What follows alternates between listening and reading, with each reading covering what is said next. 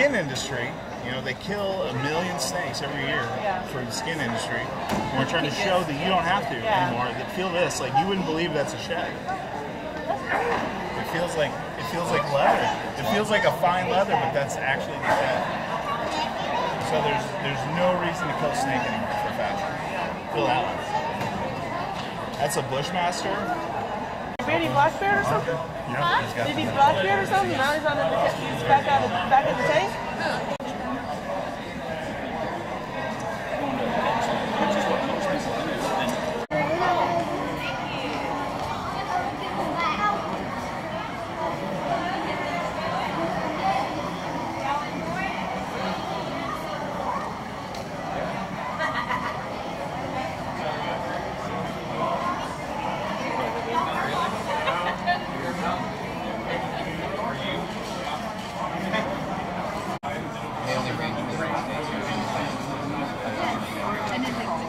Right, I mean, historically, where they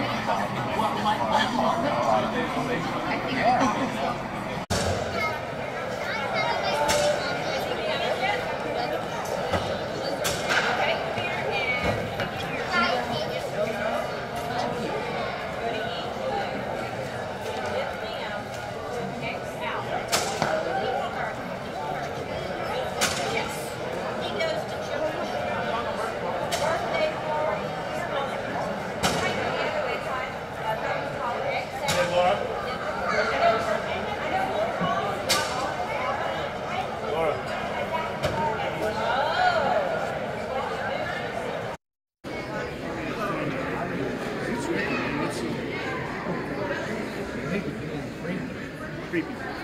Yeah, this is they are going to. This is the one where they kill it. This one where they kill it. Ladies and gentlemen, thank you for joining the Textile Sneak Festival. We are.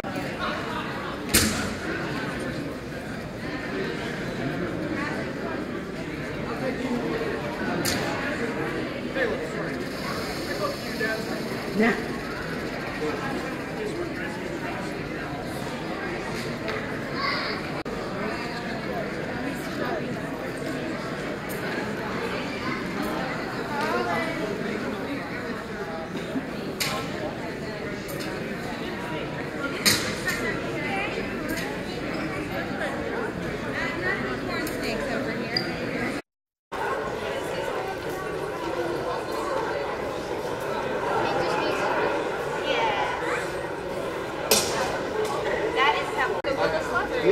They don't let us bring them anymore, do they? I haven't been there in a while. I haven't even called. I never go back and look at the places that don't call me anymore.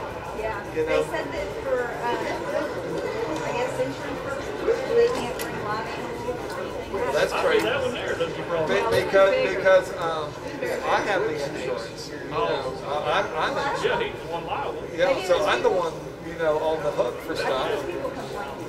It could have been, yeah.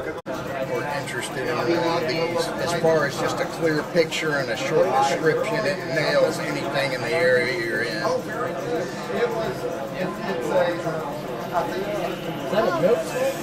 That's a coral snake. The milk snake is They really, I mean, people don't believe it, but they honestly have no desire to bite a human being because that venom takes a while to develop, and that's how they eat. They bite something, so they really don't like to use it. Matter of fact, you'll see more dry bites, which is actually a bite that they don't inject venom in. That didn't happen with you, obviously. All right, we're glad that you came here to the 3rd Annual Texas Rattlesnake Festival.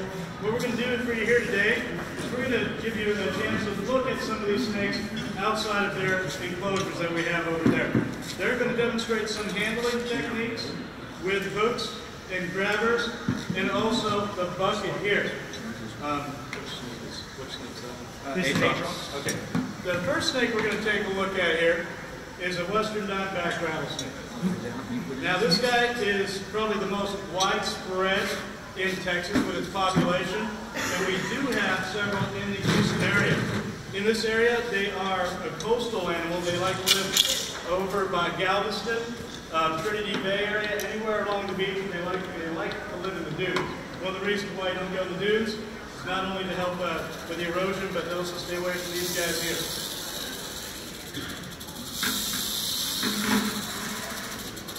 One of the things you're going to notice about this snake, first and foremost, is that it wants nothing to do with either one of us. It just wants to stay away from us. And when it does rattle, it's just letting us know that it's there.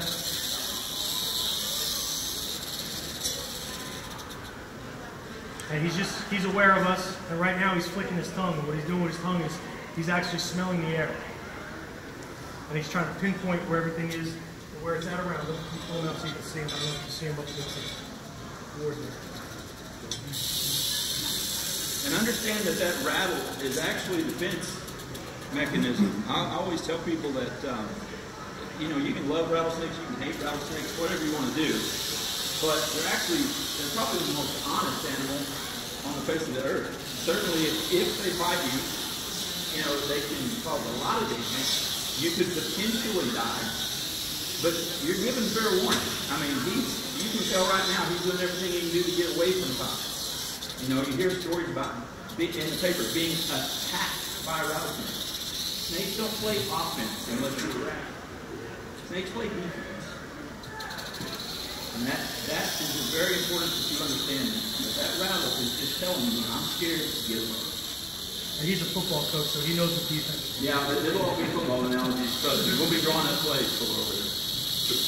Yeah, she's kind of in a corner now, so she's starting to really focus. And there she goes, she's starting to flow up. Just right now, she feels trapped. She feels threatened. And she knows it. We're not going to do it if she lets us. That's the other thing about these animals too, is you never know how these animals will react. They are wild, so they are unpredictable.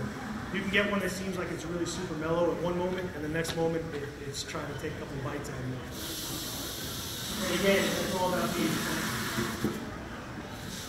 And 24,000 species of snake was turned into the Sweetwater rattlesnake roundup. The average snake at the roundups is somewhere around 1.5 pounds. It used to be 2 pounds. It's now about 1.5 pounds. 25,000 pounds of these snakes were turned in to the Sweetwater rattlesnake roundup. After they received those, they had to turn down another 20,000 pounds of these snakes that were being gassed out of their dens. And what you just saw there, that's average size for an adult Atrox, an adult Western Diamondback rattlesnake. They can get bigger, and some of them will be on the smaller side, but that's average size roughly for them. This one right here, this is actually a protected species in the state of Texas. This is a canebrake rattlesnake, a timber rattlesnake, and we're going to take it out just so everybody here can get a look at it. For the guys that go out there and they do actual herping and look for snakes, this is our unicorn. This is what we want to find in the wild. In the state of Texas, you cannot capture them. You cannot kill them. Basically, you can take a picture of them and that's about it. Let them be on their way. This is a really beautiful snake, and unfortunately, their numbers are dwindling due to human encroachment. Yep. And you can find these around here, correct? Yes. Around this area, there actually are in Conroe. I got it, Todd. State parks and national park areas do have healthy populations. Also, towards the Beaumont area, you can find them. But they are getting harder and harder to find. Woo! She's right at the top. She was at the top before. Now, if you are lucky enough to see a rattlesnake in the Houston area, it's most likely going to be one of these guys.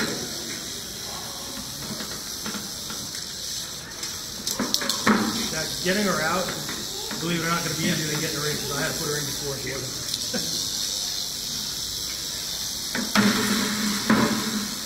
Also known as a velvet tail rattlesnake. Easiest to identify because that's all black tail and has the dark bandies that go around versus the diamondback, which has the diamond shape and the raccoon tail. These are like the chevrons. Yes. Chevrons shaped like diamondback. Beautiful animals. If you notice their scale also, if you get close enough to see, and like Adrian said, also some people call them velvet. Their entire body literally looks like velvet. I mean, it's stunning to look at. You can see it close like one of those pictures or something. They're fantastic animals and masterful animals. And again, these are protected. So, I mean, you don't want to mess with these animals at all. It's a rattlesnake anyways. The best thing to do if you ever encounter a rattlesnake out in the wild is just walk away. Just leave it alone or call a professional to come out and take care of it for you. What we're demonstrating here is really the hook it. This right here is just your typical hook. Taylor's out there as well. We also have tongs back here. And these tongs can be used as well. They actually just recently had one out in Pennsylvania here last year. That was all from neon yellow.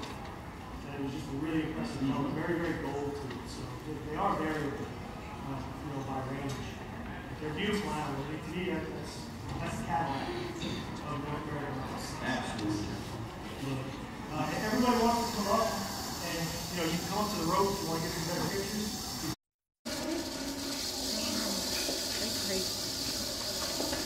And you see how she's keeping. And you see how she's smelling? She's sticking her tongue out so she can smell and follow us. And that's what she's doing. She's tracing where we're going. Keep saying she. It's a he. Yeah, that's what y'all keep calling it. She and the other one y'all keep calling it he. That's why he's really mad. You keep calling him or her. You want to get in here with your finger and probe it and find out? My finger's going to probably not be trying to get back in the bucket. There you go. You got this? This one comes right back up. Yeah, I know. Good.